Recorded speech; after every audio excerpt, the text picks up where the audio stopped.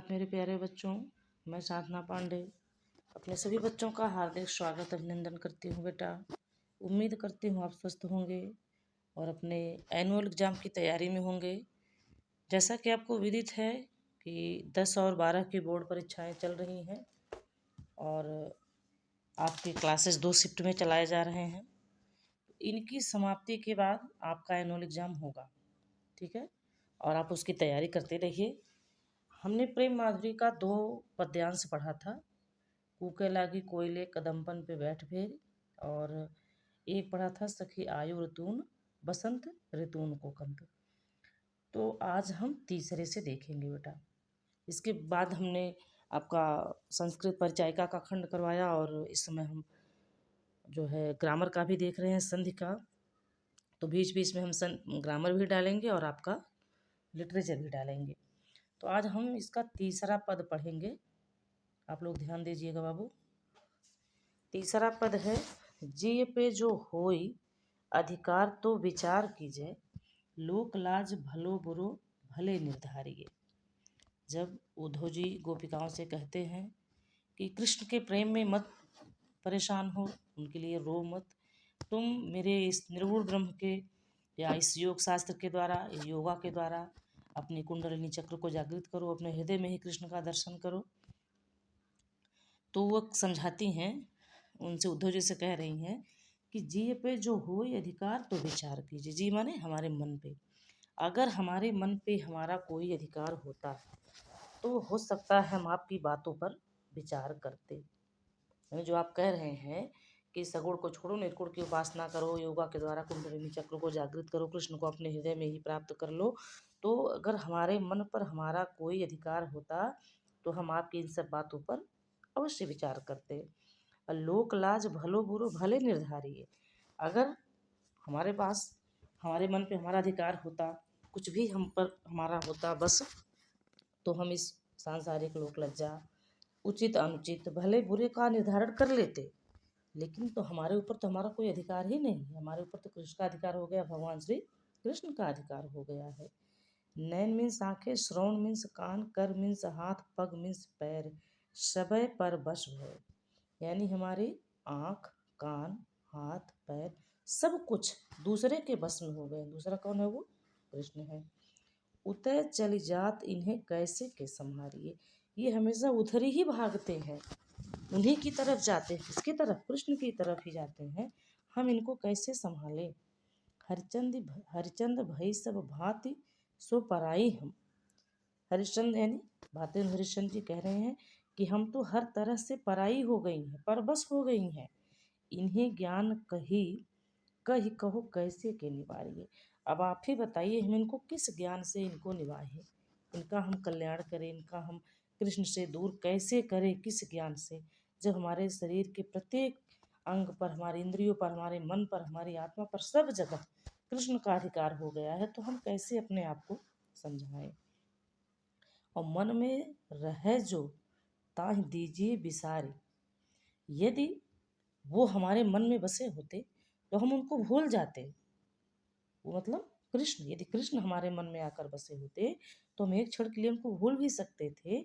लेकिन मन आपय बसे जामे, जब यह मन खुद उनमें जाकर के बस गया है तो ताहि कैसे के बिसारिए। तो आप ही बताइए कि हम उन्हें कैसे भूलें।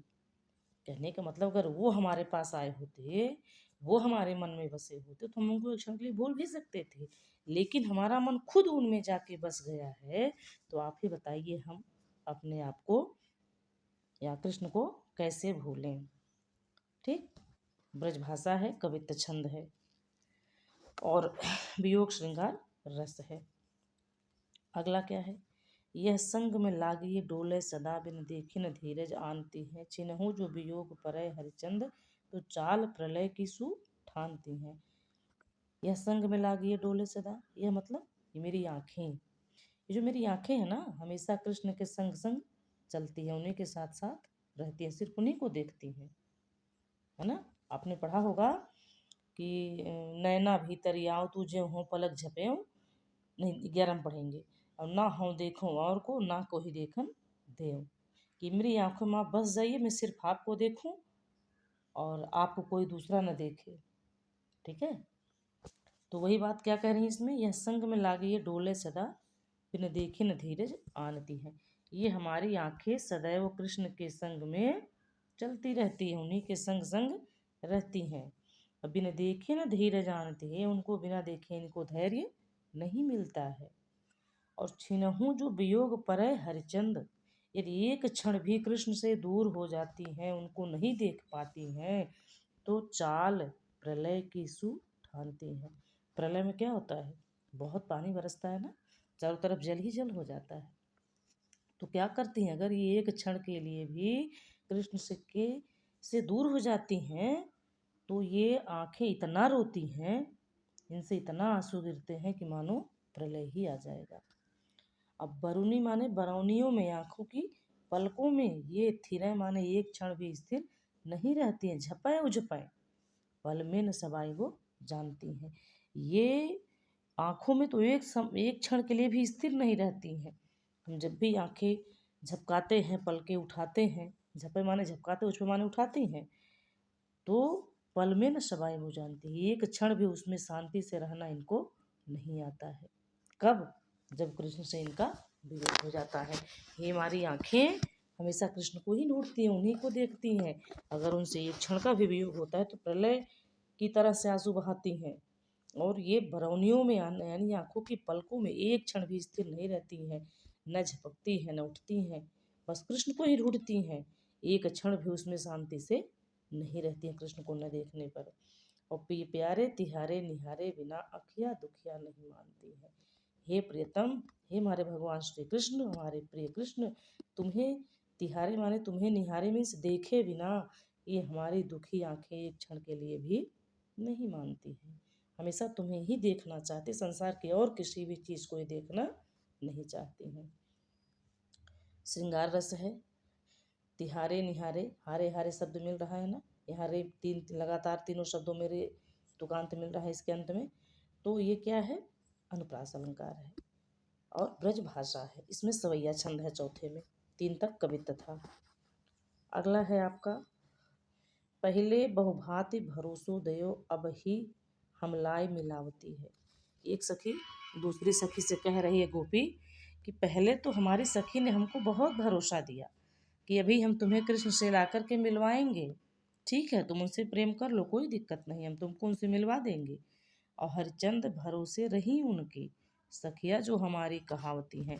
कहती हरिचंद जी कहते मैं तो उन्हीं के भरोसे रह गई, जो हमारी सखियां हैं ना, मैं उनके भरोसे रह गई। उन्होंने कहा कि हाँ तुम ठीक है प्रेम करो, कोई बात नहीं है, हम कृष्ण को तुमसे मिलवा देंगे। अब वेई जुदा हो रही हमसो, उल्टो मिल के समझावती हैं। अब जो मेरी सखी जो कभी बन रहती थी, जो मुझसे कही थी हाँ कृष्ण से प्रेम करो, कोई बात नहीं, हम तुमको मिलवाएंगे उनसे, और वही अपनी बातों से जुदा मतलब मुकर रही है, अलग हो रही है, उल्टा हमें को समझा रही है कि चलो ठीक है जाने दो, कृष्ण गए तो गए, कोई बात नहीं, रहने दो, भूल जाओ। अब पहले तो कहीं ठीक है प्रेम करो, हमको मिलाएंगे तुमको हम, अब हमको समझा रही हैं कि ठीक है भूल जाओ कृष्ण को। अब यहाँ क्या हुआ, पहले तो लगाई के आग यरी, जल को अब आपो ही धावती है। अरे यहाँ तो वही आग हुई कि पहले खुद उन्होंने हमारे घर में आग लगाई, हमारे मन रूपी मंदिर में, मन रूपी घर में आग लगाई। कैसी आग, प्रेम की आग लगाई, और जल को अब आपो ही धावती, और अब उस आग को बुझाने के लिए, पानी के लिए दौड़ रही है। तो यहाँ लाक्षणिक है, लक्षणा शक्ति है, आग लगा के पानी को दौड़ना, ये लक्षणा शक्ति है। यहाँ दुखों को और बढ़ाने का कार्य किया गया है, आग लगाकर उसको बुझाना, जले पर नमक छिड़कना। जहाँ भी मुहावरे का प्रयोग हो वहाँ लक्षणा शक्ति का प्रयोग होता है बेटा, लाक्षणिक शैली। तो ब्रजभाषा है, वियोग श्रृंगार रस है, उपालंभ उन्होंने उलाहना दी है अपनी सहेली के लिए, शिकायत की है उनकी, और लाक्षणिक शैली है, ठीक है, और गुण इसमें माधुर्य है, जहाँ श्रृंगार रस होगा वहाँ माधुर्य गुण होगा। छठा और अंतिम हम देख लेते हैं, ऊधो जी सूधो गहो वह मार्ग, ज्ञान की तेरे जहाँ गुदरी है। गुदरी, जैसे ये गुदड़ी माने एक प्रकार का मतलब बिस्तर भी होता है, और गुदड़ी मीन्स एक प्रकार का, जैसे कहते हैं कथरी गुदरी लेके जा रहे हैं, आपने सुना होगा कहावत, लोक भाषा में। तो गुदड़ी मीन्स झोला भी एक प्रकार का, एक जैसे मतलब किसी भी अपने अम, कोई सामान रखने वाला उसका एक झोला कहा जाता है गुदड़ी। जैसे एक क्या कहें, शब्द नहीं आ रहा बेटा, मुंह में ही है। वो एक प्रकार का पात्र होता है, इसके कई अर्थ निकलते हैं, लेकिन यहाँ गुदड़ी माने वो एक प्रकार का जैसे तुच्छ स्थान या झोला या गुदड़ी ऐसे ही। तो ऊधो जो सूधो गहो वह हमारा, गोपिकाएं जब एकदम उद्धव हद कर दिए कि नहीं, निर्गुण ब्रह्म की उपासना करो, कृष्ण को भूलो, योगा करो और अपने ही मन में कृष्ण को पा जाओगे, रो मत उनके लिए, तुम्हारे मन से आत्मा से परमात्मा का मिलन होगा। तो जब गोपियाँ एकदम खींच जाती हैं तो क्या कह रही हैं, ऊधो जो सूधो गहो वह हमारा। हे उद्धव जी, अब आप सीधे वही रास्ता पकड़ लीजिए जहाँ से आप आए हैं।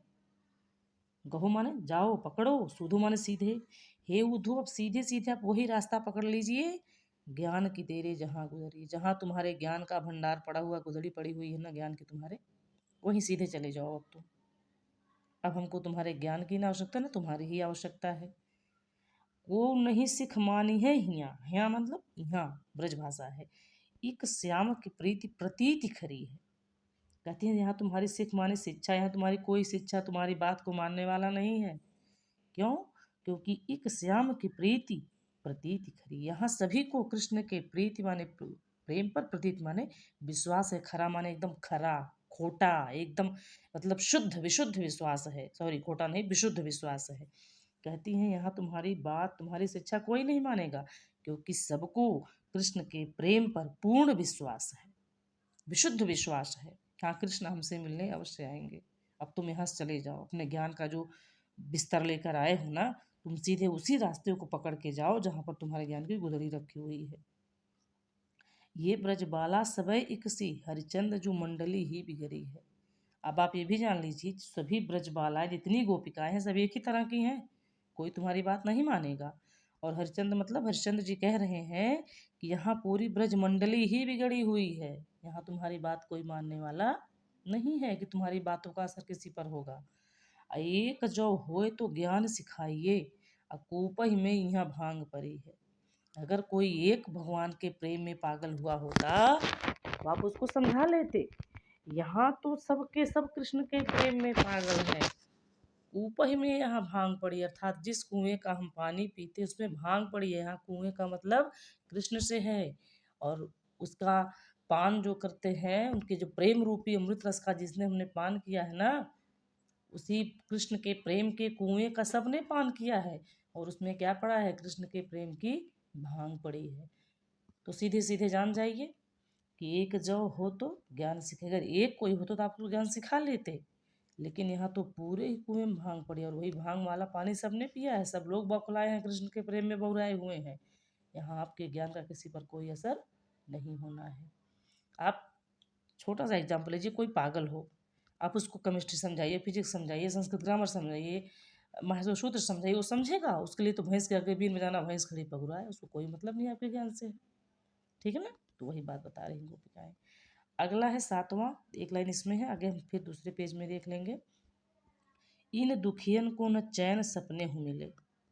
गोपिकाएं फिर कहती हैं, उद्धव जी सुनो, हमारी इन दुखी आंखों को कभी सपने में भी चैन नहीं मिलता है।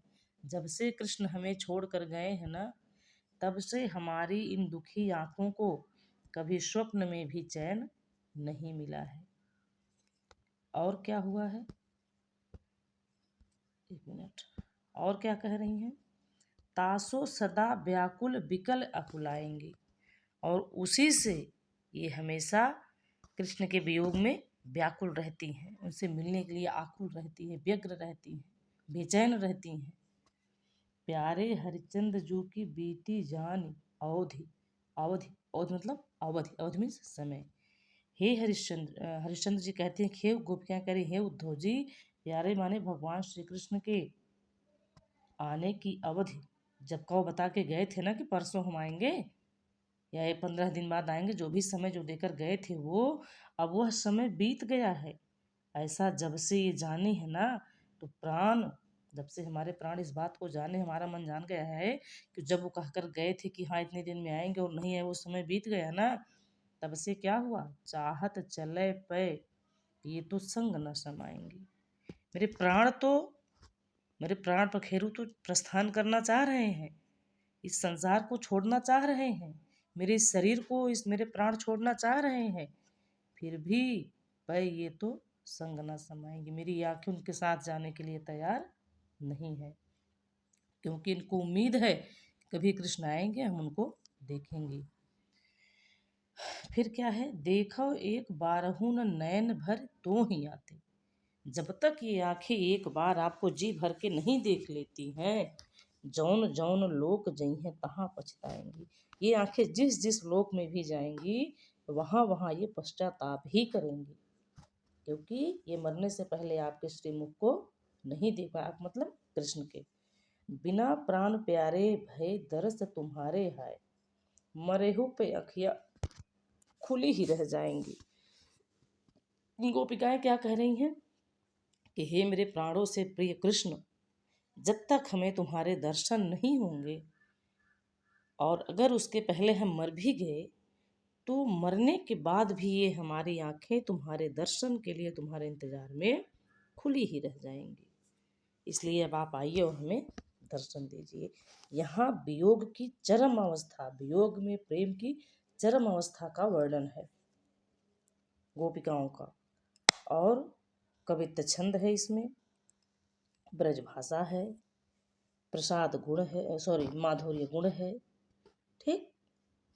और इस तरह से हमने देख लिया, आपका प्रेम माधुरी का लेसन पूर्ण हुआ बेटा।